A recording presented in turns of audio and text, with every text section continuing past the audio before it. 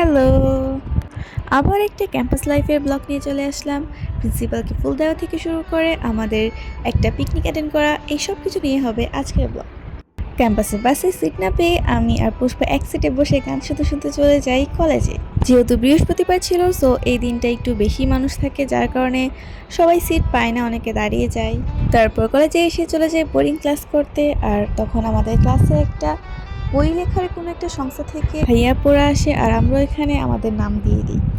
এরপর জিতু আমাদেরকে চকলেট দিয়ে খাওয়ার জন্য, আর আমার এটা ধৈর্য ধরে নাই যে আমি ক্লাস শেষ করে খাবো। আমি ক্লাসের মধ্যেই খাওয়া শুরু করি, যদিও ভাগ্য বলো স্যার দেখে নাই।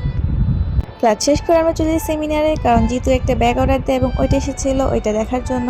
এরপর আমরা আমাদের রং ঠং ফটোশন শেষ করে চলে যাই জিতুর বাসায়।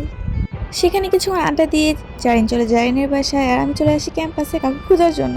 তারপর দেখি আমার ফ্রেন্ডরা সবাই বাসের ওইখানে, তো আমিও তারপর বাসে চলে যাই এবং সেখান থেকে চলে যাই মেট্রো প্রিন্সে। আর এটা আমার বাসের একদম সামনেই, তো এখানে আমি অনেকবারই আসা হয়। আমার ভালো লাগে ক্যাফেটা, আর এখানে ব্রাউনিটা অনেক মজার। এরপর সময় কাটানোর জন্য আমি আমার নোটবুক নিয়ে যাই আর কিছু আঁকিঝুঁকি করি।